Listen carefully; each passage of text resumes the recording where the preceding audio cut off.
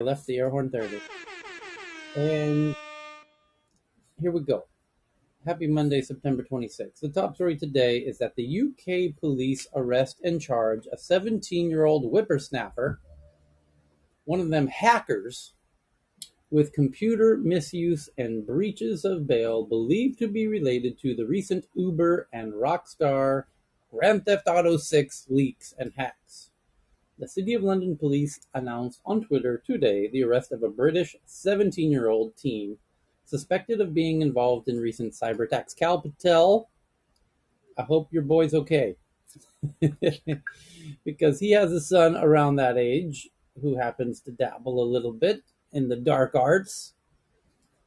And I'm sure it's not him, of course. I'm just joking. But the next story is from Mark Gurman over there at Bloomberg. Is it about Apple? It is. What a shock. The iPhone, in its third year of a 3-year design cycle, may be overhauled in 2023, meaning we had the iPhone 12 and 13 and 14 now, which were all very, very similar, which is why, for the very first time ever, I didn't upgrade for 2 years in a row, which is really weird because I used to upgrade every year. And then I started going every other year, and now, for the first time ever, I didn't upgrade to the 13, and I really don't feel any need to upgrade to the 14 based on my own side-by-side comparisons of my 12 Pro Max to the 14 Pro Max at the store near me. I really honestly didn't see much of a difference. And it wasn't worth the hassle to upgrade. The price isn't even the issue. It was honestly the burden of having to upgrade. It didn't seem like worth the hassle. So I'm not upgrading. So until there's a legitimate, obvious benefit to the phone, I'm holding out. And this article from Mark says that there are plans to be an overhaul for next year. Okay, well, let's see. Apple may delay pay later to 2023 and may not host an October 22 event, meaning next month. Okay, next up. I wonder how much of that is the whole we're going to optimize your battery power by slowing down your processor, and then everyone's like, yeah, it does feel sluggish. So I wonder how much of that is the retention versus now. South Korea says Interpol has issued a red notice for Terraform Labs co-founder Do Kwon. We already knew that, though. Prosecutors say Do Kwon disappeared from Singapore after September 17th. And I'm telling you, this guy needs to make his own reality show out of this. And really, he could turn himself into the biggest celebrity on planet Earth if he were to play Where's Doe? Where's Waldo?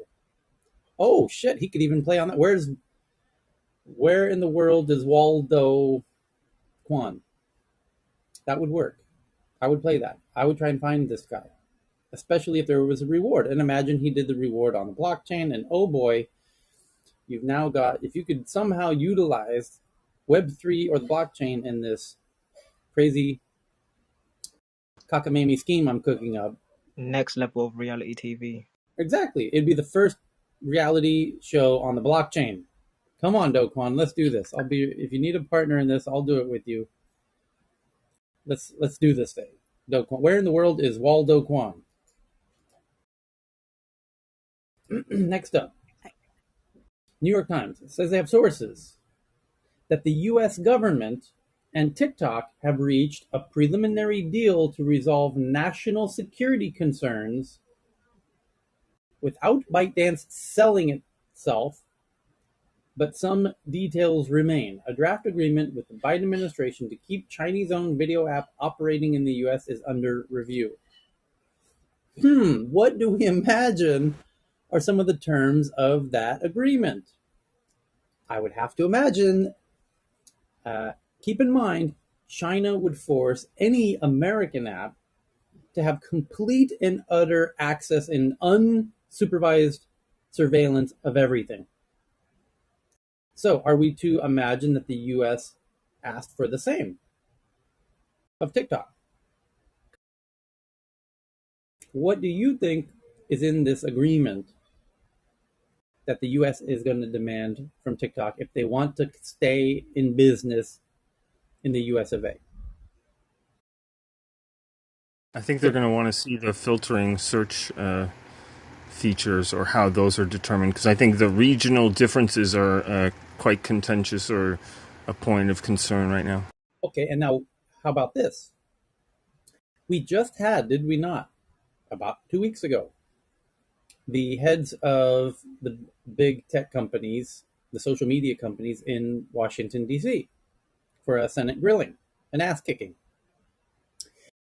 How much you want to bet at the end of that they went out for Sundays, ice cream Sundays, at which time somebody from the Biden administration said, hey, you know what? We're going to meet with TikTok in a couple weeks and we're going to make a list of our demands.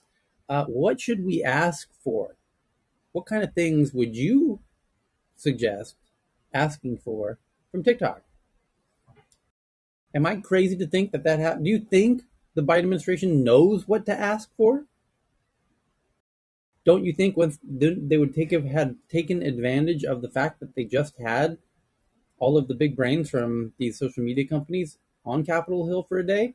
Wouldn't they have posed that question? Because those dudes, being their competitors, would certainly know the right questions to ask and the right terms to include in this agreement.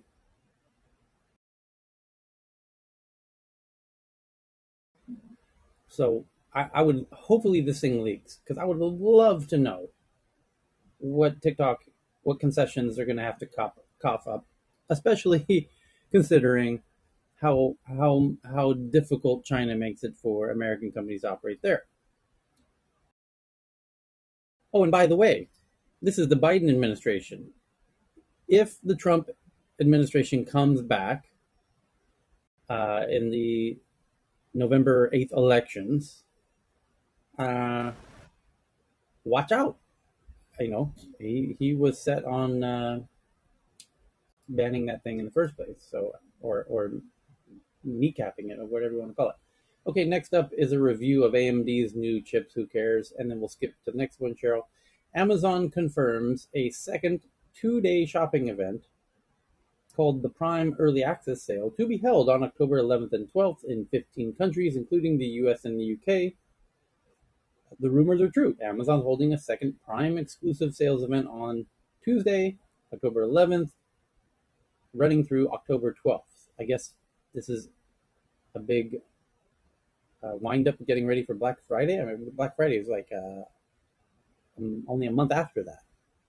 Why would you go? What's the idea here? I'm not sure. Okay. Next up, a New York based artist received copyright registration on a comic featuring artwork that was generated by AIs through a platform called Midjourney, the first known US copyright for latent diffusion AI art. And we covered this story last Friday. And it's still in the news because it's Monday. Because that tells you how shook journalists are about this story. That to journalists, this is a wildly interesting story because if you're replacing comic book creators with AIs, how much longer until you're replacing journalists with AIs? They're now starting to realize that tech is going to wipe their ass off the map. Literally, tech is literally going to remove them from the party, from the conversation. You're now going to get kicked to the curb. You journalist hacks who came for big tech's jugular with your crazy whistleblower cockamamie fake news. Now they're going to come for your heads. It is what it is. This is how geeks roll. If you come for the jugular, as the big journalism's been doing, as mainstream journalism has been doing to big tech in recent years, we've covered this extensively here. Some of it is really creative writing. That's not, they're going above and beyond in the duty of journalism in trying to cause havoc for tech companies. And there's a dozen examples that immediately spring to mind. The Coinbase firings where they tried to drum up, issues of racism at Coinbase, and Instagram's bad for, you know, young ladies. And then they had to go look in the data more closely about what that data actually said on that slide that Frances Haugen dug out of a dumpster somewhere underneath a tossed out, gallon of Ben and Jerry's, and on and on and on and on and on. So big tech is going to have the last laugh here. Make no mistake about this. They're going to start their own publications with their own, and they're going to do what they did with these image generators, and they're going to have article generators, and they're going to let you, the couch surfer at home, whip up your own stories on any topic you like, and you can say, "Hey, AI, make me a story about X, Y, or Z." GPT-3 nearly does this today. It actually does do this today. And even college professors are even admitting that they've been tested and fooled and would have passed the papers written entirely by AIs. And the student says, write my term paper on this topic. And it does. And the professors pass the paper. So it's likely that the next generations, and by the way, the time frames on these generative leaps from GPT 1 to 2 to 3, we're on 3. Are we heading to 4? How far away is 4? Months. The answer is months. And the generational jumps are noticeable improvements. So if there's a noticeable improvement from GPT-3 to GPT-4, and there's others in this game as well, but let's just stick with the front runner for the time being. This it will absolutely open the conversation legitimately to the end of journalists, just as these articles that was pinned now at the top of the room are legitimately uh, igniting the whole debate about the demise of illustrators and the likes. So yeah, they're correct to be internally stressed about these developments and all of the myriad of can of worms and Pandora boxes that are opened as a result of all of this stuff. Apple confirms that a Foxconn plant near an India city, Chennai, which is down there in the south in the Tamil region, for those of you who don't know the terrain and the geography of India, um, yes, Apple and Foxconn are working together down there in Chennai. They're manufacturing iPhone 14 models. Locally assembled phones will be sold in India later in 2022. Apple started assembling iPhone 14 models in India, it said on Monday. What a surprise. What a shock. And if you are a regular tech user, you know exactly goddamn why they're doing that. This is not at all a surprise. This was very well known. And I'm trying to So think. Tyler, those that is already in the market now are not made in India, right? The iPhone 14s that are on the market today, I don't know. Yes. Yeah, I don't know. It's Not sure. Okay. we know that MacBooks, iPads, iPhones are all uh, scheduled to be moving to Vietnam and India, most notably. And the fact that we were able to predict these moves uh, gives credence to our conspiracy theories as to why they're moving. We knew they were going to move. We said they were going to move. We called it de-risking a year ago, that Apple would have to do this. And now they've done it. And we knew this a year ago because Apple has to de-risk itself. It's put itself in a vulnerable situation by being overly dependent and overly invested in China at a time when China could shut it down as a geopolitical cudgel to hurt America. And then you'd have Apple telling American policymakers, please, oh please, sweet God, dear Jesus, don't do that. Don't sell stuff to Taiwan. Don't sell military equipment to Taiwan because China is going to ban us from making shit in China.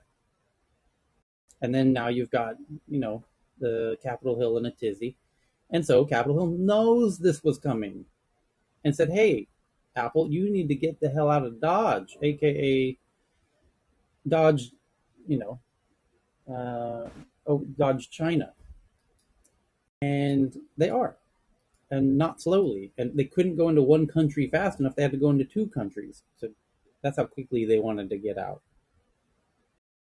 So watch, they'll get it down to next to nothing. It's totally, totally, totally inevitable. And the great decoupling of the new order, and the new order is well underway. And what is that? Well, it's not the crazy conspiracy theories that you're hearing from David Eck and the likes. It's more simple than that. It's the West and its allies, and versus China and Russia and Iran, who, oh, how strange, they're all having protests at the same time. How interesting. What a coincidence. What an interesting coincidence that the three main actors that were uniting to overthrow the US dollar are all having social unrest and are bordering on civil wars at the moment. What an interesting coincidence. Deus Ex Machina. They're all talking Well, about military coups and overthrows and civil wars, all at the same time. How interesting. well, it's pretty disrespectful, right? What they did, but like we pretty much went in there and helped them out, gave them all the design, literally gave them our stuff. They disassembled manufacturing facilities here, took them there, and then we went over there and flew over there and helped them out and got their economies going and rolling. And then now we're getting attacked in our supply chains and all that kind of stuff. What's going to be interesting though is like, the power of or the innovation that comes out of like the West, right? Like the what happens when all the innovators are no longer going there to help them go to the next level, because they really do depend on the design and innovation that we do to manufacture, and then now all that stuff is going to go elsewhere. I wonder how many intelligent Russian men are fleeing Russia this week.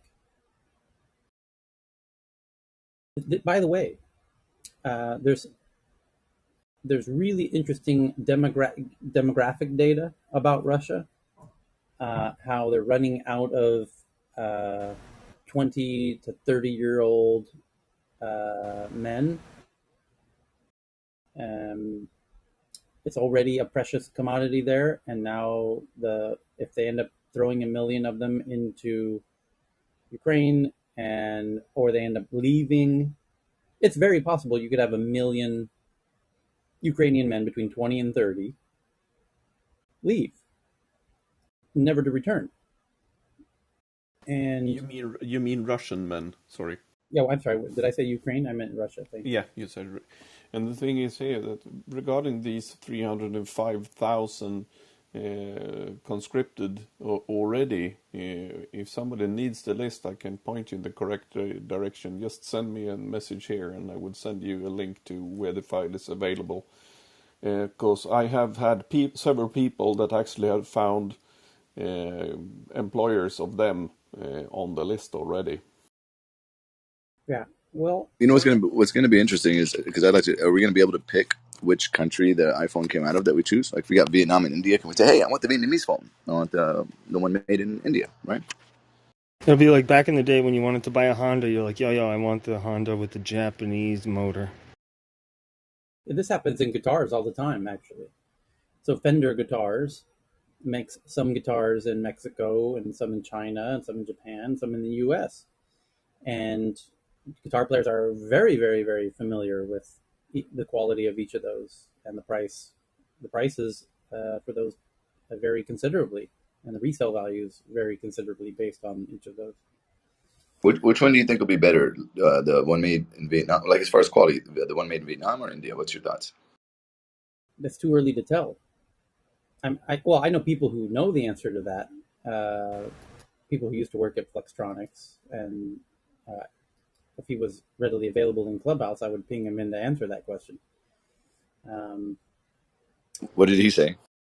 I don't know. He would certainly know the answer to this because he knows all of these companies intimately, and he knows the quality of the teams internationally on and their skill sets in every which way. I'm tempted to ping him like on my own back channels and see what he Do says it, do on. it.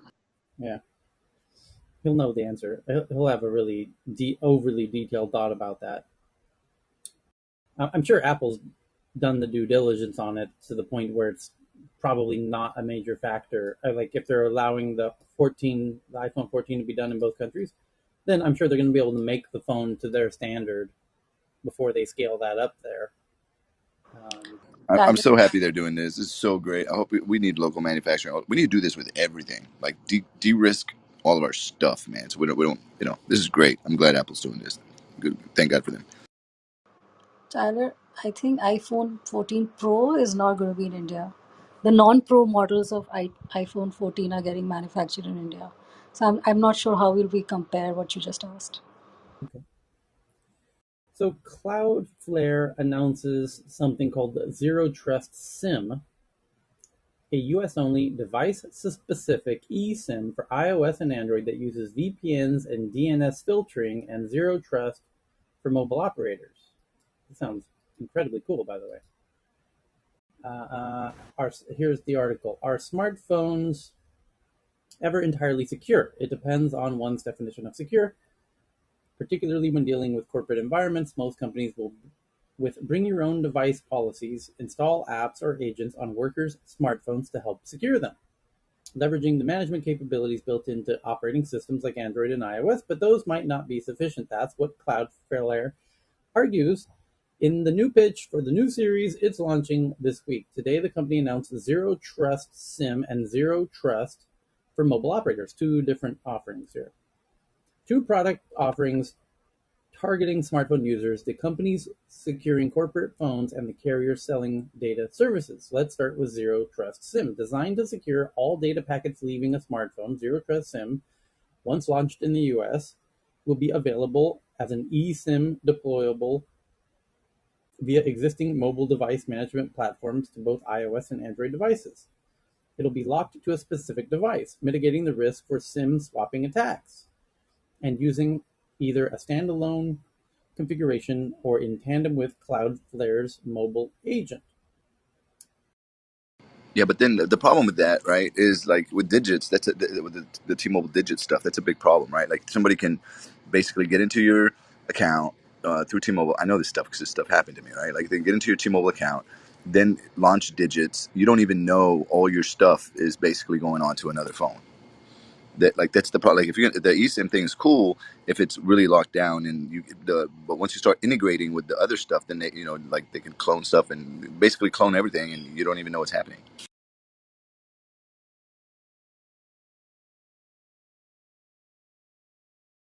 It's really interesting. Every packet that leaves each IoT device can be inspected, approved, or rejected by policies customers create before it reaches the internet, cloud, or other devices. Okay, pretty clever stuff. All right, next up. In a new paper, Meta researchers demonstrated a system that can reconstruct a user's plausible pose from only the Quest 2's sensors using reinforced learning.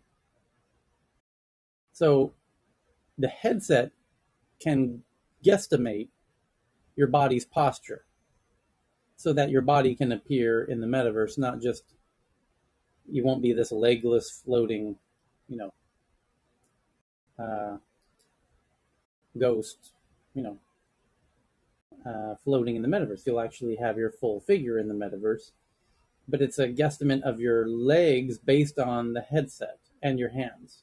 So I guess it's the combination of the hands and the head movement that'll guess what your legs are doing. Why not just slap on some anklets? So The camera see it. The headset sees the hands because the cameras are on the headset, but your arms are usually occluding, or your body's usually occluding your feet. So it makes it a little bit difficult to do inside-out tracking. So if unless you're doing like anything like OptiTrack, which is $100,000 setup, doing body tracking has been traditionally very difficult. So this kind of approach, even though it's very kind of rudimentary or approximate to some extent, it will only get better. Same thing with the Quest hand tracking before, so it's quite amazing what they can do with the algorithms. Okay, next up, Deutsche Telekom, Orange, Telefonica, Vodafone, and 12 other European telecoms argue that Meta, Google, Netflix, and other US giants should share network costs. Oh boy, guns fired. Hello, this is going to get... Here it is. These are the heavyweights of telecommunications now saying that these companies need to pony up. What do we think of this? Because these companies are making a considerable amount of money selling data, are they not? I'm paying them a lot of money for data when I travel. I just paid T-Mobile like 45 goddamn dollars for, I don't know, what was it, 5 gigabytes? Are you kidding me, T-Mobile? Are you kidding me? Daylight robbery. What else do you need selling gigabytes at that price? So I'm not exactly sure. I mean, why should the tech companies share the network cost? Uh, what if the users are, I guess they have aggregate data that says X% of all T-Mobile users' data is going to this site. Okay, so what? They go to Netflix. Yeah, they're watching Netflix on your data. Sell more data. What is the argument here? How is this anything other than a shakedown? Here's their argument. Costs of planning and construction works are increasing. Yeah, okay, well then you're gonna have to raise your prices. Prices for fiber optic cables, for example, have almost doubled in the first semester of 2022. Fine, I'm with you. That makes perfect sense. What the hell's that got to do with Google paying for that?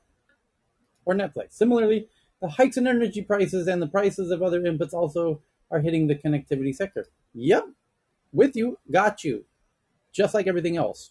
Food, housing, yeah, your prices are going up. You're already making it clear to me that this is motivated more by economics than by an actual realistic argument that the you're worried that if you raise prices more you're going to lose the users who are paying that money, so you're going to try and find that money some other way without raising the prices. By the way, Tyler, one thing I've been studying supply chain now for a little bit and talking to people like, for example, like farmers and wool providers. And one thing I discovered is that a lot of these guys at the manufacturing level are not making that much money. Like on a cow, as an example, 2 years, right? Cost them $1,400. They sell for $1,500, and then the trader, the distribution, they turn around and make $1,500 themselves. So they make $100 over 2 years. Whereas in the distribution, the guys who control that make $1,500. So a lot of these prices out there that are going up are not necessarily at the manufacturing. The manufacturers are getting squeezed, but it's the people that are controlling a lot of these distribution channels that are just taking advantage. And price is going up. Okay, they just start raising the prices. Yeah, prices went up, but they're going up not proportionate to what the actual cost went up. They're just dramatically raising prices when prices went up a little bit for them. So they claim in this paper that in addition to all the costs going up, it says that They claim that the tech firms like Google, Meta, and Netflix account for more than half of internet traffic and should bear some of the costs of upgrading infrastructure. Okay, great. Well, Netflix is taking it on the chin, and Meta's taking it in the balls. They might not be around in 5 years. Literally. They could literally disappear in 5 years and be 0% of internet traffic in 5 years. So why should they be paying for infrastructure now when they might not exist in 5 years? They've already lost, in Facebook's case, 70% of their value in the past 9 months.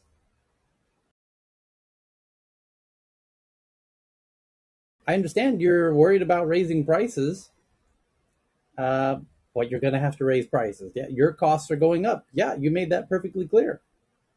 We know that. You're going to have to raise prices. You're not going to get jacked. I mean, I shouldn't say. They wouldn't even try this in the U.S. By the way, they're doing this in Europe, and European lawmakers have a different perspective on capitalism. So let's see how this shakes out in Europe. But this would never work in the U.S. I don't think they would dream to even attempt it. So anyway, let's see. We'll wait and see how that one plays out. I can see that going either way in Europe, especially France.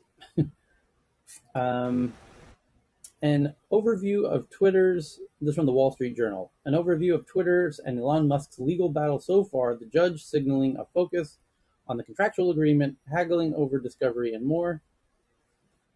Also from the Wall Street Journal, they say they've done analysis that Amazon's regular trucking contractors were more than twice as likely as other companies to get unsafe driving scores.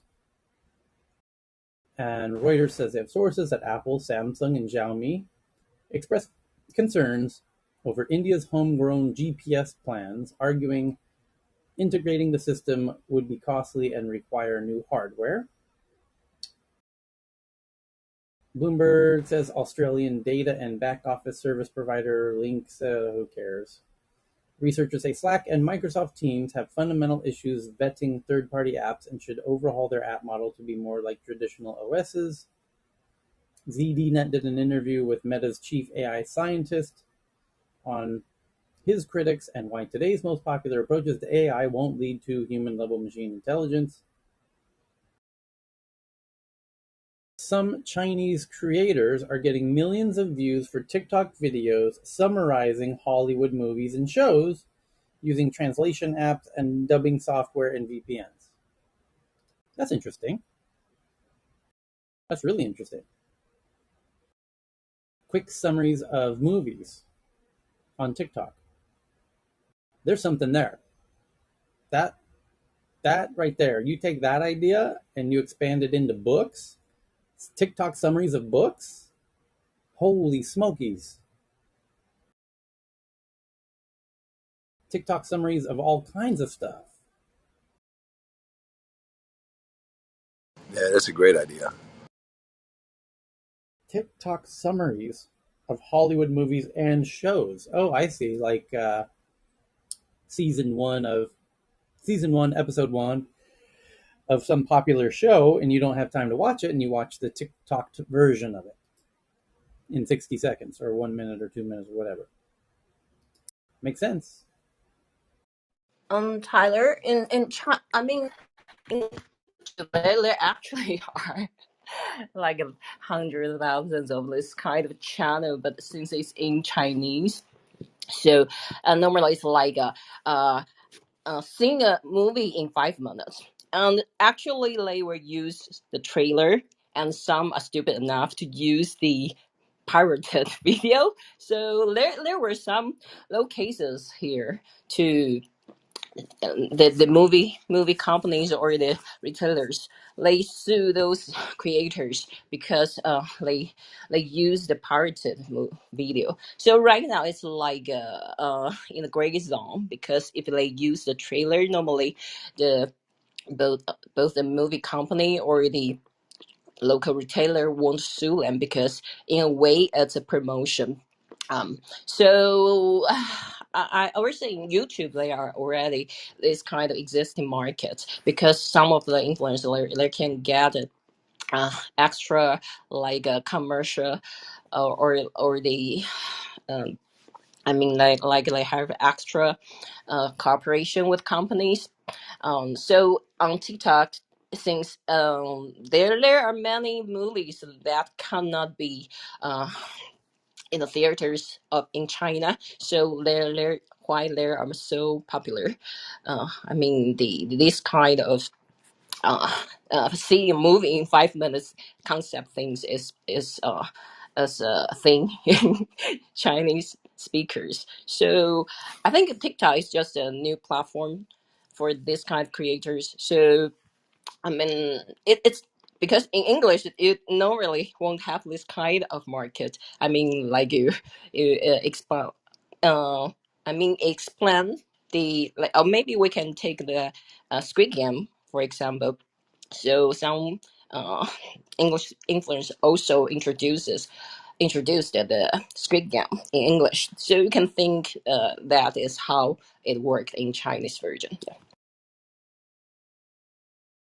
Okay, so there's an article. The next article is this New York Times article that a surveillance artist. It's an article about a guy uh, named Deporter who is being called a surveillance artist that knows how you captured the perfect Instagram photo. The tech-savvy artist unearthed video footage of people working hard to capture the perfect shot for Instagram.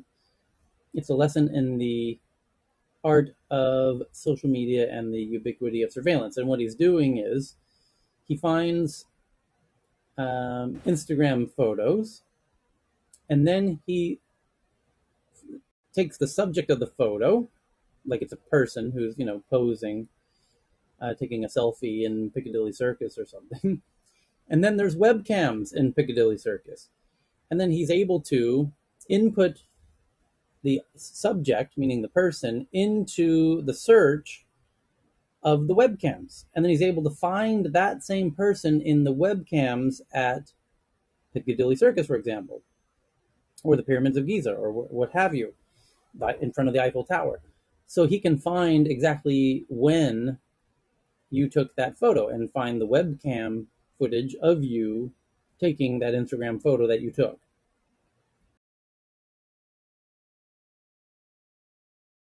And they show lots of examples of him doing this.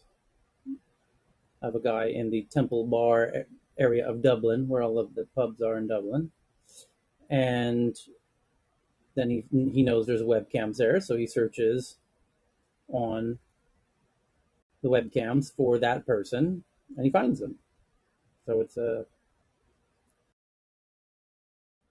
very clever, I guess you could call it art. I wonder how you could commoditize. It's only calling it art because there's no real way to make commerce out of it. If you could turn it into commerce, you wouldn't bother with trying to frame it as an art project, I think. Anywho, interesting idea.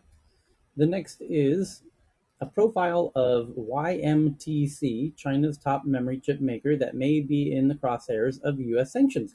So what? Why would America be sanctioning Chinese chips?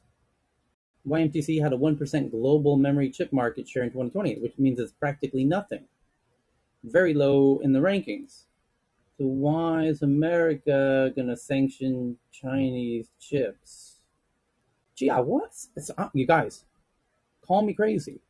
I'm starting to think America is trying to subvert Chinese chips and technology, and trying to keep China from developing important cutting edge technologies, as if to freeze them in 2022, right at the moment when we're about to burst into quantum computing and a whole new era of computing, of AIs and whatnot. Oh, and they're banning AI chips to China too. Interesting. Right as we're about to go through one of the biggest technological revolutions, which, by the way, was my area of focus in college, the history of technology. And I can tell you, as somebody who studied this for many years in university, we are on the cusp of a considerable concrescence of very interesting technologies. Can Each you clarify? Did you say from China or to China? Like, what is it restricting them from coming in the U.S. and then us from sending over there? Like, what? Can you clarify that? Yes, they're already telling Nvidia and others that they cannot supply AI chips to China, to Chinese buyers. And Russia. And Yeah, when that's like such a weird thing. GPUs being restricted, like on the level of national security. and then the Chinese players that do exist, you're not going to be able to buy from them. So we're So trying. how are they going to stop the gray market? Like, maybe just alternate routes. I wonder. They make it illegal so that they're not worried about you know your cousin Freddie. They're worried about Apple buying chips from some or any notable size company that actually cares about complying with, like, for example, no one's for the most part doing much business with Iran. And then Starlink, because of that, Starlink couldn't turn on Starlink in Iran, even though people there are begging for them to do it while they have this sort of connectivity internet blackout going on.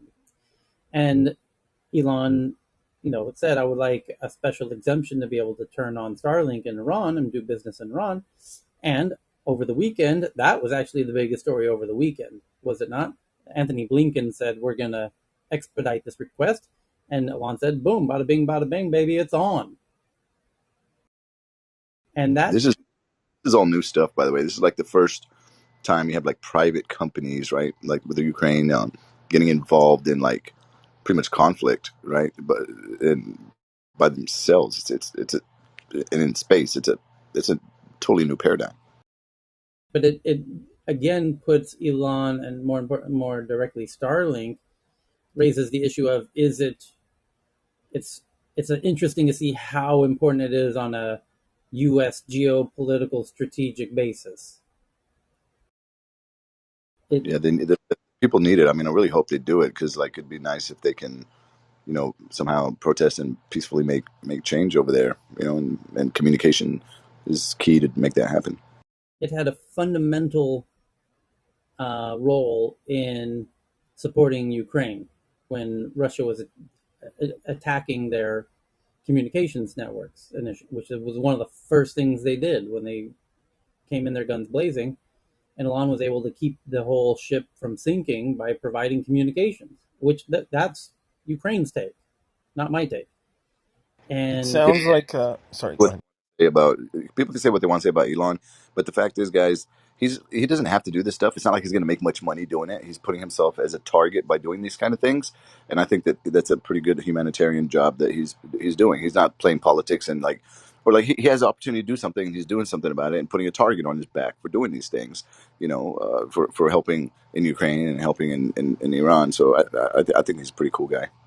I think it's an interesting tool for capitalism because technology for communication seems to be one of those critical things that's necessary for any sort of gathering movement or democracy or democratic like system. So I think it is actually political. It's an activist or humanist effort, but it's not of the sort of the traditional variety where America used either weapons or intelligence agencies. I think this is, hey, we just give people the ability to talk to one another and they figure it out. So Yeah, instead of using like contractors, it's like it's truly like arms, like it's not even involved. So it's detached from the government thing that's happening, but uh, usually, you'd have like contractors that they would do stuff with. So this is all new paradigms that we're experiencing. But there is a fundamental difference between this Ukraine and Iran situation because in Ukraine the government supports the Starlink. I mean, in Iran the government then the protesters, they are against each other, and the government will try everything to stop the communication. So right now you still have those antennas, you still have to link with the obvious device. So I would say, yeah, we need to observe how this goes in Iran, because right now there is a government, and actually government can still pass some laws to abandon or forbid this kind of devices, and they have everything in a way they can try to uh, destroy all this communication legally. So that's a very different uh, situation. But which you is can smuggle in the The, the, devices, though. That's the point. which is actually Yeah, yeah, the, but the, it's not a stable usage. the big issue is that for Starlink, you need a $600 kit on the ground, and those have to be smuggled in. In the case of Ukraine, those are being shipped in quantity. So maybe Starlink can share some metrics on how many locations got activated, but it's not like you point your phone to the sky and it Well, just actually, works. I think it is, right? There is, we heard that report a few weeks ago that some of the phones are able to get some limited connectivity to these. Nope, nope. You need a kit. Nope. You need a kit, and Yep. that You kit need is a six hundred dollars, dish, a and it router. Yep. also needs to like not be jammed. So some local engineering may be required. The It's not really situation going to is help them very completely much. different. Iran's not going to let them start selling the kits in the country. That's all they're going to do. Well, you have to smuggle it in, and some may be smuggled. So I think in the absence of any metrics from Starlink on how many actually are being activated, this may in fact not amount to much. Oh, it's gonna. Okay, let me tell you why I think it's gonna amount to a lot, right? And what I mean by that is, by getting this smuggled in and having a government try to stop it, it's gonna free. It's gonna be very interesting because this means that you're gonna have they're gonna start jamming it, right? And then Elon's gonna be like, "Fuck you," right? I'm gonna sit there and get past your jams, right? So it'll be interesting to watch the technology of can you get it in and stop the governments from jamming. And so the main thing I see coming out of this is the technology that will come out to allow communication, free communication, like basically like freedom of communication with the satellites without the governments being able to jam it. So the interesting thing that's going to really come out is the back and forth play of how they're going to avoid the jamming, and will they be able to avoid jamming? That's the primary question. Can they do it? Can they jam this successfully, or can or They not once sure, it's in there? yeah, they sure can. And so, you have to see how many actual kits get smuggled in.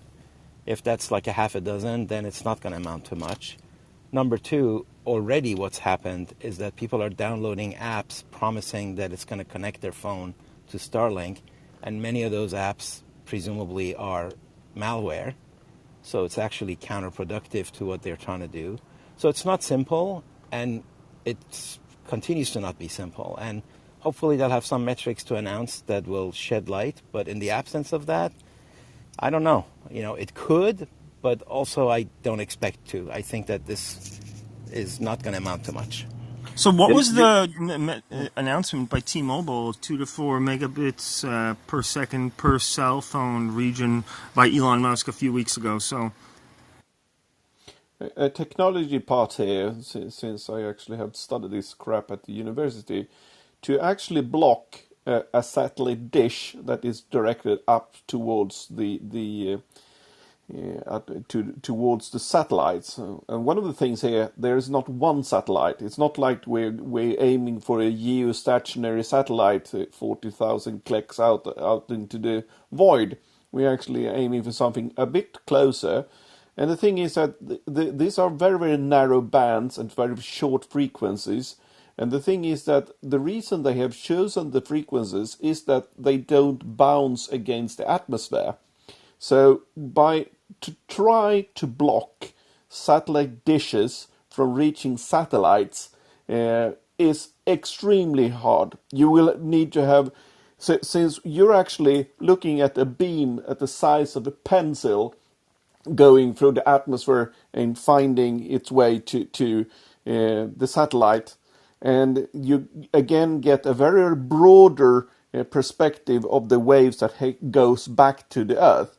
So the thing is that you can't block them. Seriously, they have tried in Ukraine. Believe me, the Russians have tried all the ways there is to stop Starlink from working in Ukraine. And I think Russia is a bit more resourceful, regardless equipment, than Iran is, Johan. Done. Johan, one quick question: can they detect? Because the other side of that is detection, right? Is it easy or difficult to detect where the satellites are? Can they scan them? Because then they'll go confiscate them from people and probably jail them and hurt them and stuff like that, right? Yeah, So that's is it? actually the problem in Ukraine. That if you leave it up too long, you yourself become a beacon. So that's kind of the downside to it. So So in What you actually they Ukraine, did do in Ukraine to actually help this problem was that they used the top floor of buildings, and they shielded the room with nettings, so it was only the roof that were not netted. This is called the Faraday's cage. What they actually do by that is that they could have these nodes up for days in the same location, because it was only open straight onwards to the space. So because the thing is, again, we're talking about a sender and a receiver that is like a pencil for the first few hundred meters when you go up, when you aim for the satellite. So the thing is here that it's very, very, very hard to see them. What they actually detected the Starlinks with in Ukraine before they start turning it off was the Wi-Fi. They had a 5 and a 2.4 gigahertz Wi-Fi antenna, and those were detectable. But the satellite, no, you can't detect them from the ground. You need to be above. You need to either be a satellite looking down and having the equipment up there to actually pinpoint the position of where the broadcaster is one thing. And the thing is that you need to be above. And since they don't have air superiority and the level of equipment needed in the satellites, yeah, it might be available to them, but I don't think they use it for these ones, you and One more question, Johan. This is actually pretty important. Would they be able to, like, okay, getting stuff in may be difficult, right? Would they be able to like hack up some other satellites or some other equipment that's already inside the country and basically configure it so that it can communicate with the Starlink satellites? Because then they can't stop it, right? If they can basically locally manufacture that stuff, that'd be pretty cool. What they could do is that they don't need the actual dish. The dish is they can take any kind of dish that is done to aim for geostationary satellites, but they still need this specific head. And the thing is that the frequencies here is a bit different than you use for television and for other communication. So you will need the separate head, and you will need you should be aware that this network is fully encrypted all the way from the ground and up. So you need a specific hardware, and you need a specific head for your dish. But the dishes is the easiest part to replace. You can actually make them yourself with a wok pan if you need. If you only you need is some math to find where the focus point is. How small are these heads? Because if you could just like basically bring in the heads and smuggle those in, right? It's That'd be a cool one. like a cola can. It's not large at all. And the box itself is more like a small VCR player. I know there are several versions of them, but the ones I have seen, they look like a PS5 or something like that. I think they said in another room, the Iranian government is not trembling at all. I mean, what they're trying to stop is a mass of people communicating to organize protests. So, 10 people smuggle in a dish, they really don't care. Yeah, but if they can like somehow like hack it and make it to where maybe even that head can be locally made, and then like you have manufacturers start to make it there, like a lot of them instead of smuggling, then they could like then they can't stop that. So if there's a way So you're to like, talking mass manufacturing by protesters within a no, not couple days? no, no, no. no, of course not. No, I'm just saying in general, right? Like this is like the beginning of this internet, space internet, right? Like, and these kind of things are important. So I'm not just looking at Iran and the protests right now, but this is a bigger issue of internet connection freedom, right? So, and it's we need to remove the points, the choke points that allow that could cut people off. So if there's ways to open source tech and whatever, like why would Elon care, right? If you just pay a subscription, that's cool. If it would actually be easier if they can locally manufacture things or assemble things somehow, But the end goal is getting to internet access freedom, and create processes. So, So internet as a human right? Is that what you're yeah, saying? yeah. Well, at least That's yeah, internet. awesome. Yeah, internet is a human right, dude. You can't just sit there and go put blackouts on people. That's messed up, man. That is kind of a mission for Tesla and Elon and SpaceX and Boring Tunnel and all the other, endeavors.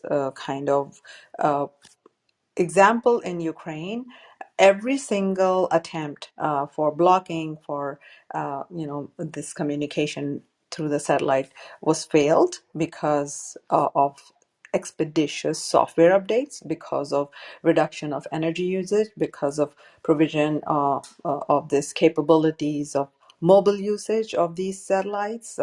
I mean, people were able to use these satellites over their cars and be able to charge it with their car lighter. So because of the every single day communication that we were having in the Ukraine room with the people on the ground in Ukraine, and how they were coming up with these solutions, not by themselves, but with Elon, immediately, expeditiously, even the United States, defense and other agencies were observing, collecting information, how they were able to do it this fast. Uh, that was crucial, not only in terms of communication within the Ukraine, areas between the soldiers and the people, but also to get the truth and the information outside to the entire world. And same thing in Iran. It's not only about blocking the communication between the people so they cannot assemble together. It's also about through this satellite kind of connection and internet for the people to communicate to the outside world what's actually happening, breaking down the propaganda and the fake projection of the image that authorities like in Russia and Iran tend to hold, and concealing what's really happening. They no longer can do that because of the different ways people now can communicate. And in future, based on these satellites, which are going to be everywhere, every time the Starlink launches, we see numbers of them going up. It's going to be impossible for anybody to block these signals. So people will have the capacity to communicate through internet wherever they are. So that's one of the missions, along with the clean energy and the EVs. Okay, Tyler, are you there? I'm I'm here. I was just muted. Yeah, So I think they're done. the the next two articles are both very interesting.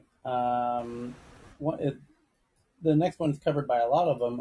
I have the Vanity Fair version open, which Cheryl can pin. It says it's about a Kiev-based startup called Respeecher, which uses performers' prior voice recordings and an AI to create new dialogue, including for Darth Vader in the new Obi-Wan Kenobi.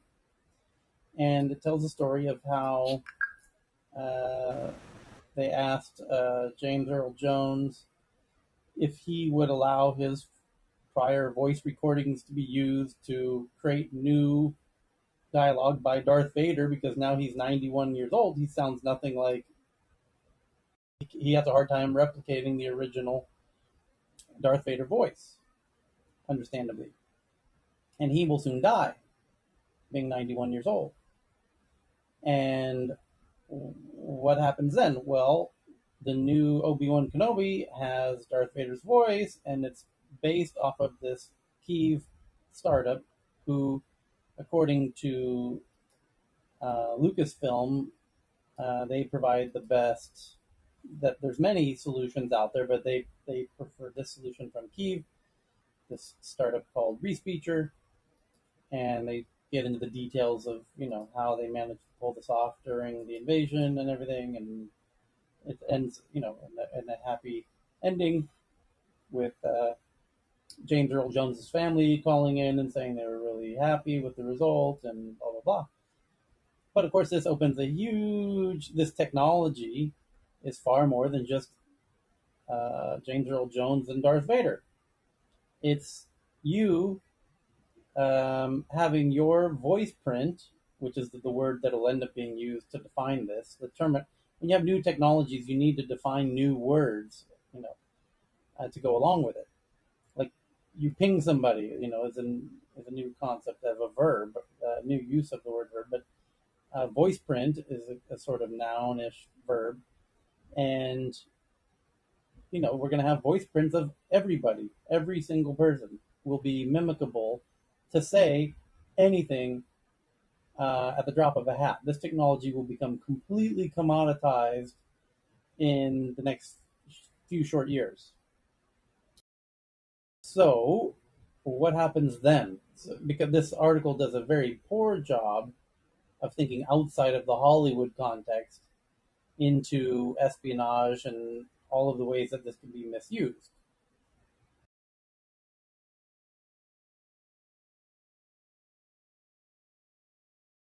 How to defend against misuse of voice prints, when it will be trivial to replicate, anything. You call people's banks and, You know, uh, Tyler, The- it brings up a dangerous thought. How many years from now will it take before judges have serious challenges in court over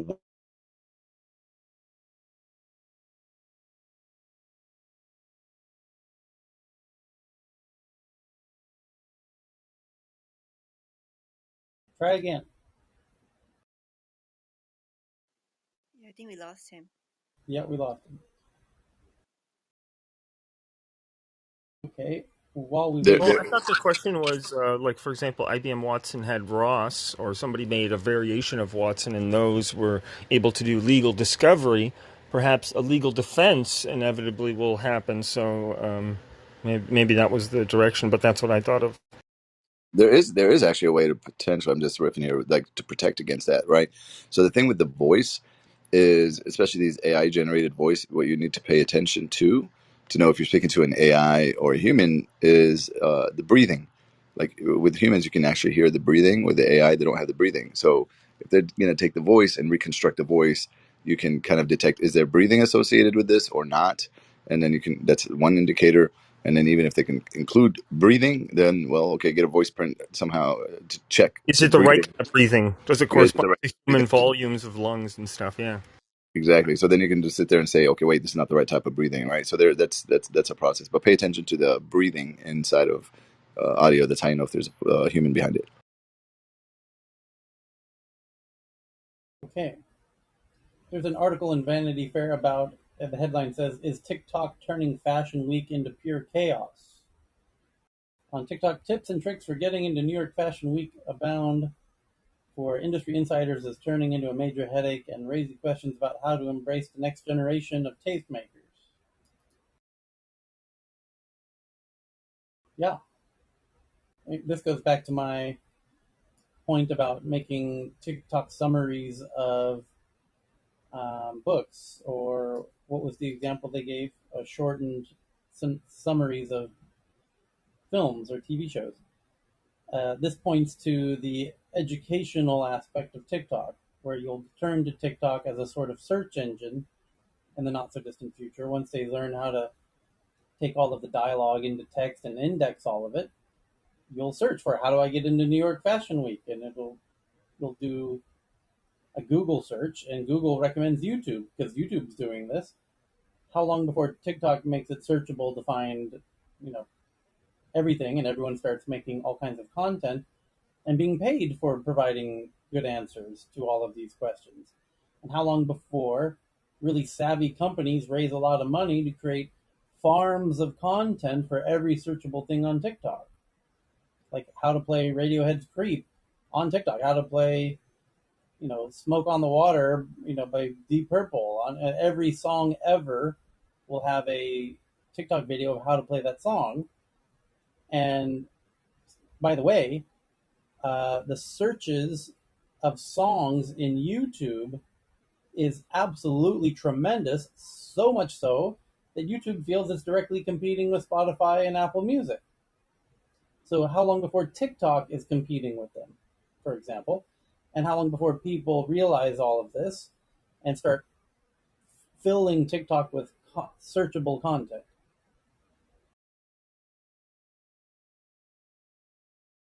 Never mind that it's ruining Fashion Week. Because again, this is one industry looking at a technology within it with its very limited scope, kind of myopic perspective on technology in their industry, when the far broader cultural implication is far more interesting. Who gives a shit what happens to Fashion Week with TikTok? More importantly, is how are brands going to use TikTok to? You're no longer going to have fashion shows, just like you don't have car shows anymore. The German car companies are now trying to figure out how to sell cars in the age of TikTok without the traditional car show. It won't be too long before the fashion brands do the same.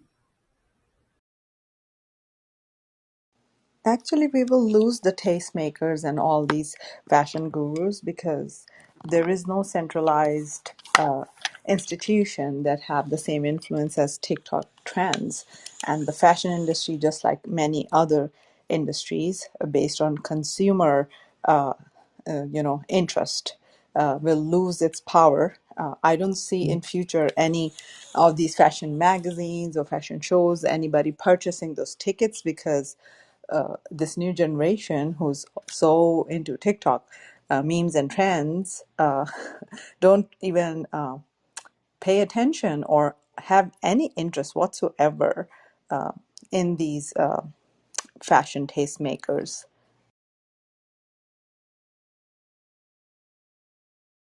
Okay, the last story is that the U.S. Treasury updates its guidance to let U.S. tech companies expand their internet service in Iran, and it's all about what we just talked about with Elon Musk turning on Starlink in Iran. And one interesting take that I just saw is somebody um, saying, "I hope the Nobel Prize is taking notice of what he's doing," and that would be the Peace Prize, I imagine, is the one that he would qualify for out of the few Nobel Prizes that are given each year. And the Peace Prize, I believe, is done out of Norway, even though the Nobel Prizes are done out of Sweden. Alfred Nobel, who was a Swede, who the creator of dynamite, had a ton of money when he died and no kids, and so he decided to make the Nobel Prize for advances Interesting. in The yeah money for the Nobel Prize actually came from weapons was one part of it. The family money actually came from the oil industry. His brother, Ludwig Nobel was actually in Azerbaijan, where the world's first oil fields were. There's a fascinating history behind that one, by the way. yeah.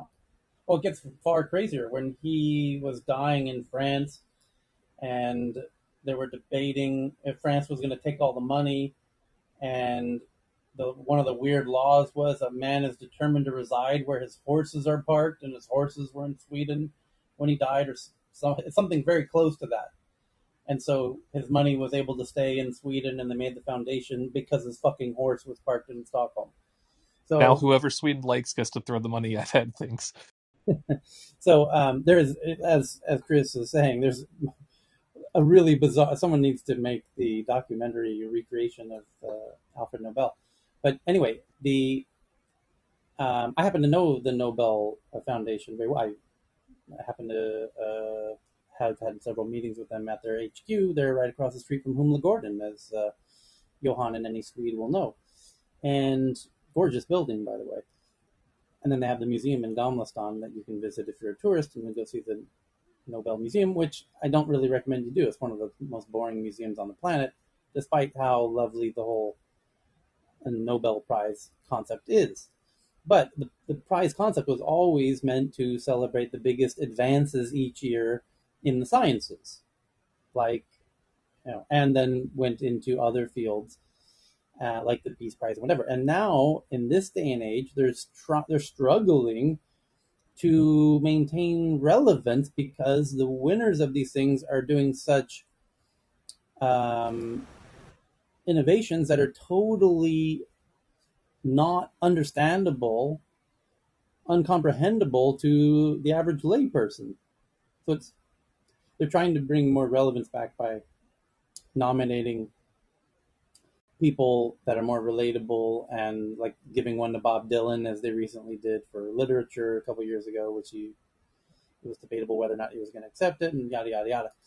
And I wonder, giving one to Elon would certainly bring them a lot of spotlight, a lot of attention, and it might be warranted. I mean, mind you, they gave one to Obama, a Peace Prize, for, I would argue, less than what Elon's done with Ukraine and now Iran, if it turns out that this has a significant impact on Iran. So stay tuned for that, because that always that happens this time of year. So the Elon nomination, own prize though. It might be the Musk prize because he's on the level and scale of somebody like Nobel himself. So I'm curious what he thinks of the whole idea. If you have enough money to throw at something, you can make magical things happen in culture. The Nobel Prize is a very good example of that.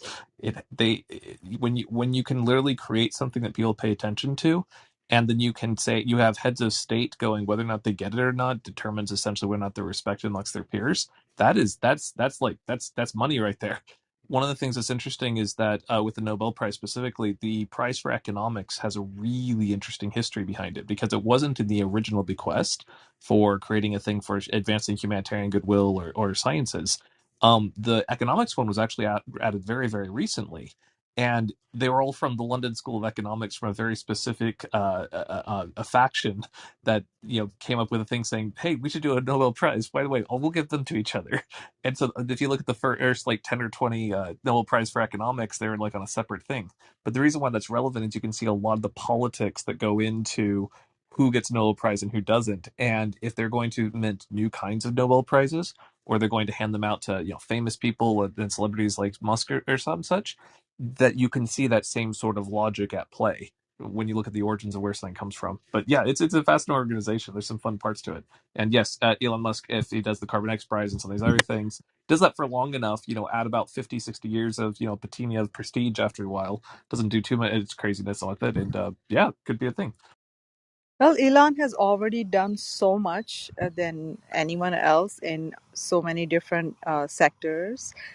Energy sector is one, but what in itself this satellite did for the people of Ukraine is just beyond something that one individual has achieved. So I would say, yes, his contributions are uh, kind of right up there. Yes, his behavior towards the price, I'm not really sure whether he values it or not, because he's kind of a disruptor in that sense. But of course, it's not about the money. He already have money. He didn't have to do what he did in Ukraine and putting his life on danger because he's now a target.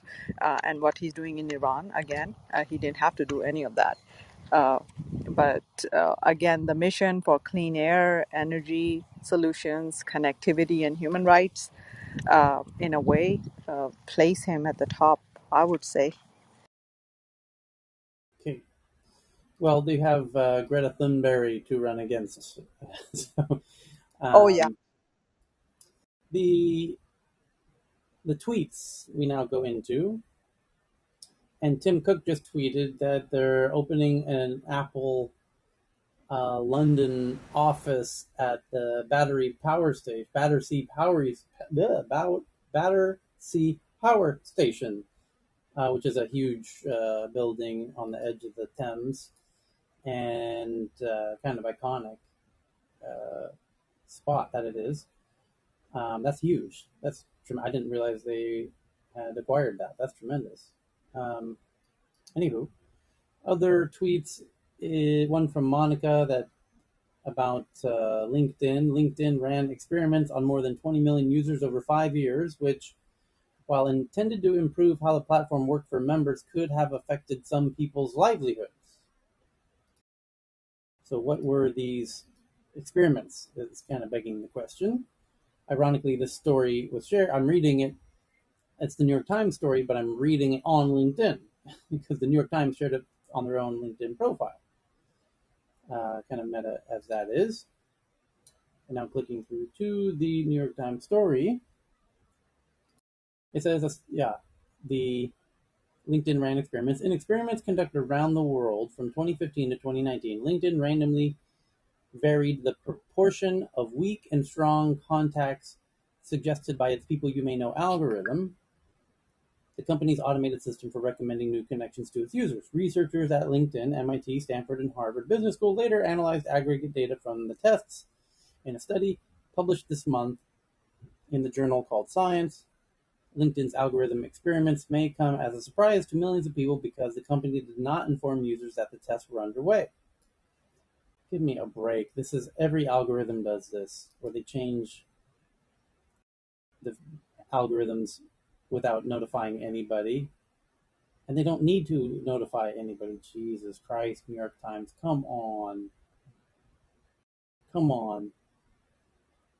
The tech giants like LinkedIn, the world's largest professional network, routinely run large-scale experiments in which they try out different versions of app features, web designs, and algorithms on different people. Yeah, And then I do journalists that just discovered split testing. all the time. This has been going on since the fucking birth of the fucking internet, you idiot. You Yeah, fucking idiot. yeah. It's interesting when people kind of state the obvious, right? And it's like, yeah, like we already know that. Like, Tech giants they like could, LinkedIn. the kids go. Here, I got the perfect thing. Tech giants like LinkedIn, the world's largest professional network, routinely run large-scale experiments in which they try out different versions of app features, web designs, and algorithms on different people. The long-standing practice, called A/B testing, is intended to improve consumers' experience and keep them engaged, which helps the companies make money through premium membership fees and advertisers. Users often have no idea these tests on them. You got them. New York Times, you got them. You busted them. Where's Fucking the retarded, Pulitzer dude. Prize for the New York Times on discovering A/B testing? Holy shit! But I by the mean, way, hold on, they wait, can wait. be a By the way, little behind. New York Times, you do this too. Hey, hold on, You hold on, edit hold on. your Hey, Ty- page format and layout regularly to optimize readership. Hey Tyler, real curious, man. Please tell me, at least in the comments to that article, there's some people like riffing on that, like saying, "What the fuck?" You know, like, come on, dude. Like, this is obvious. Like, what are the comments to that? I really hope humanity would give a little pushback on the comments to that article. Yeah, that's a great point. Actually, the comments on some of these Here we go. articles or Here, some here's the YouTube videos here's are gold. okay. Here's the top reader comments. There's 163 comments. I'm sorting by readers' picks. Here's number one from John in San Francisco. I'm sorry, but this is unbelievably sensationalized story about a routine tech practice that has been going on for over 2 decades, called A/B testing. Literally every website app you visit is doing thousands of these tests constantly. Thank you, John from San Francisco, for letting the New York Times in on just how absurd and ridiculous they've exposed themselves to be, how out of touch they've exposed themselves to be here. Wait. Is there any comments at all that like make it be like, "Oh wow, this is real news," or is it all pretty much similar to that? Like, is anybody in the comments saying, "Oh, I didn't know Here's they do that"? here's the second most recommended comment by Rob in New York City. He says, "Am I missing something? This is just an A/B test. It's routine in tech companies and a common way to test new features with live users. Every software company on earth does this." Number three from Brian in Chicago. "This is a complaint searching for a problem. No one's job prospects were harmed in this experiment. Everyone in both groups has got an advantage by being on LinkedIn versus people who are not on LinkedIn. Otherwise, they'd drop off LinkedIn and wouldn't conduct a job search there at all. The remaining question is whether some people were helped more in their job search. But that's exactly what the study was intended to test. If LinkedIn knew the optimal help for the beginning, there would have been no reason to run the test." Number four, James from San Francisco. "This article is willfully misleading. The paper in Science says LinkedIn performed an observational casual study over 5 years by retroactively reviewing all A/B tests the company had done over the 5 years. This is very different from saying the company deliberately changed the strength, etc." They get reamed in the comments, basically. Yay! There you go. Hope in humanity, baby. You know. Yeah, that's like a whole show you could do on its own. Just comments on the news. I think somebody by the name of Tyler already doing that. I I kind of gave our own geek. I think I can claim to represent geeks at large in chastising the New York Times for running this embarrassing excuse of an attempt at journalism. This is really embarrassingly, egregiously bad.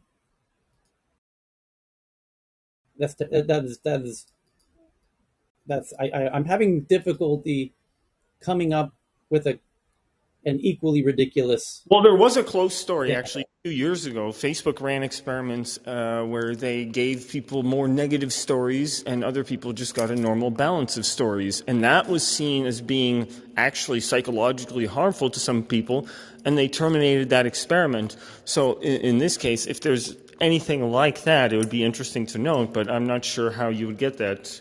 Perhaps job prospects, money lost.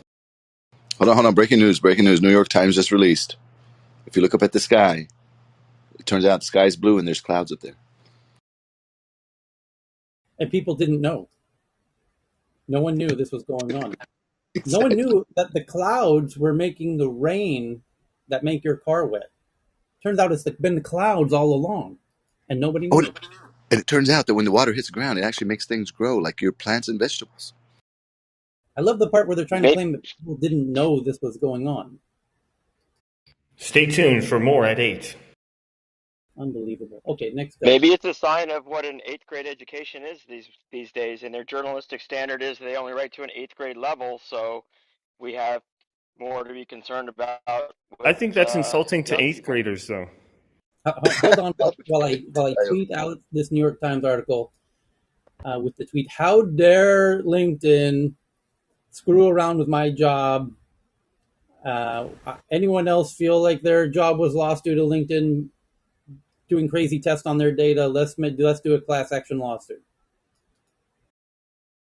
Thank you, New York Times, for letting me understand just how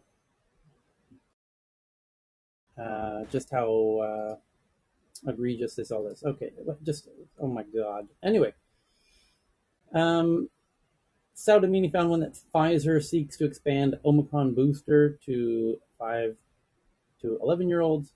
Thomas Tong found one that engineers build a batteryless, wireless underwater camera. That's kind of cool. More the okay. Here's one from Saudamini. Young men feel the most threatened by advances in women's rights. Well, yeah, I don't think women would feel threatened, so that's kind of a given. BB's got one from CNN. It says this guy is using AI to make a movie, and you can help decide what happens next. The movie's called Salt, resembles many sci-fi fiction films from the 70s and 80s, complete with 35 millimeter footage of space freighters. And what else? Russia introduces harsh punishments for wartime desertion and refusal to serve. That one's from BB. And is Donald Trump coming back to Facebook? Facebook may lift the ban in January, according to their oversight panel.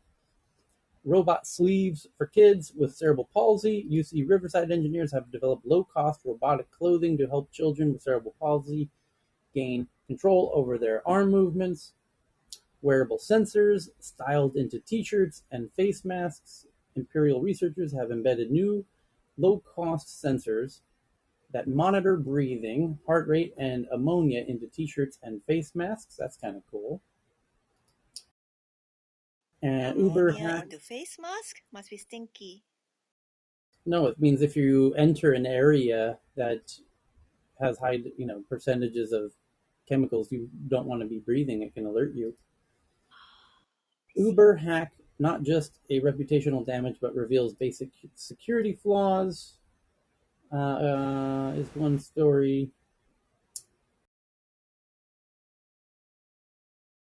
There's a story from India about how Twitter told a high court in India on Monday that it was asked to completely block numerous multiple accounts during the Indian farmers' protests. Interesting. So in India, the Indian government was asking Twitter to block farmer Twitter accounts because the embarrassment of all that stuff getting out. And now they told the court that. Now it's in the court record, and now the journalists can write about that. Ouch. Apple likely to shun Pro Max branding for Ultra with iPhone 15. Okay, getting a little ahead of ourselves on that one. Scientists develop novel technique to grow meat in the lab using magnetic fields. National University of Singapore have found a novel way of growing cell-based meat by zapping animal cells with a magnet. That's So awesome. you know it's safe. Star Trek coming soon. Walmart enters the metaverse with Roblox experiences aimed at young shoppers. Bill Gates and Samsung prototype a toilet that can turn your poop into ashes. Flying 3D printer drones work like bees to fix buildings. Cement-like materials used by the worker drones were designed by a team at University of Bath. TikTok may be fined £27 million for failing to protect children. Oh, we did it. There it is. There it is. Oh, hello. Thank you. That only took a year.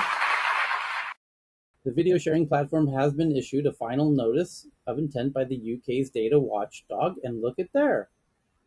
They're being fined 27 million British pounds for failing to protect children. Interesting. How interesting. Hey, In do the they go in UK, there? Do they go in there and talk in, about the fact that like they were because they blocked? Remember when we talked about this whatever last year? hang on, They were hang on. they blocked it. They blocked Do it you in China, hang on? right? Do you remember when I was going off on my furious Slap a rant teacher. about this issue and how there was one particular publication who was willing to report this stuff, and there was notable lack of reporting from some other publications? Do you remember the publication who was reporting this stuff? Dude, it was like no, but they were all. I even remember. I remember they were all talking about Facebook back then. Remember that they were all slamming Facebook, and you're like, dude, this Right, is a real story. And then like right, blew it over, and they're slapping teachers and stuff, and they're not talking about. They were talking about Facebook. Remember? right. No, my point is, when TikTok It was in New York. was doing bad stuff, there was only one publication that was willing to write about it.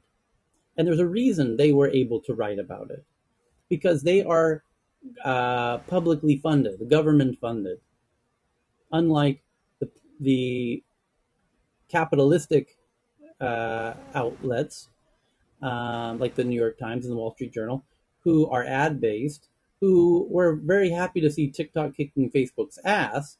So they weren't, covering this story I'll reveal the mystery. It was the BBC, if you remember.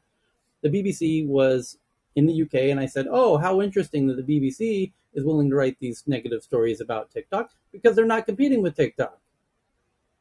And this story that TikTok being fined £27 million for failing to protect children is being written by TikTok, and I imagine. Let's see. £27 million, 27 million TikTok. Let's see if anyone Do else is do they coming. do they state anywhere in there that they turned this shit off over in China, meaning they could easily turn it off everywhere else, and they chose not to, right? Like, do they say So anything like that?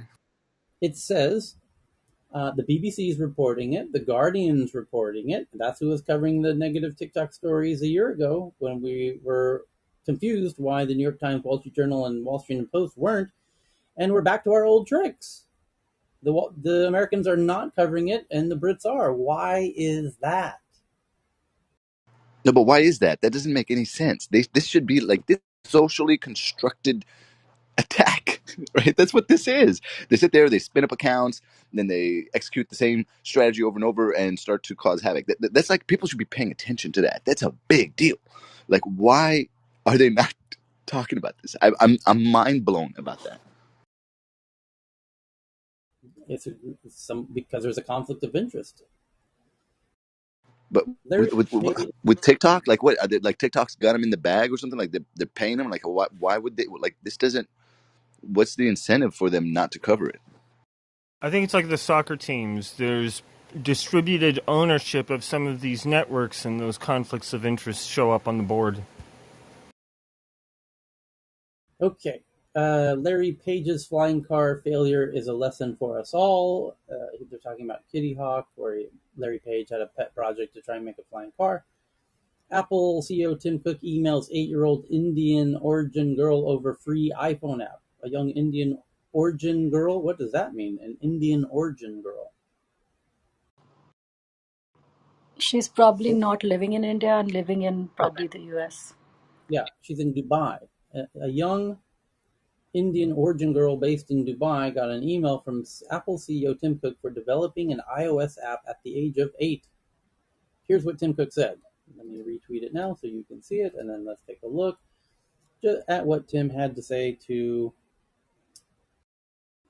this lovely young lady. Very talented. Where is it? To her surprise, Tim Cook responded. He said, "Hannah, congratulations on all your impressive achievements at such a young age. Keep it up, and you will do amazing things in the future. Best, Tim." There you go.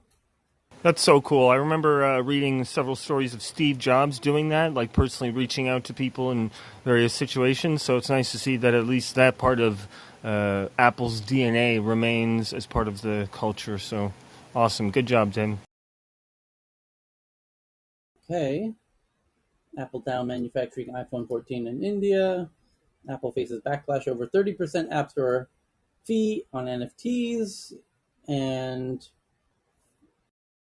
5G is rolling out over India in the next 2 years, according to the IT minister. Disney seeks corporate lawyer for emerging tech like NFTs and the metaverse.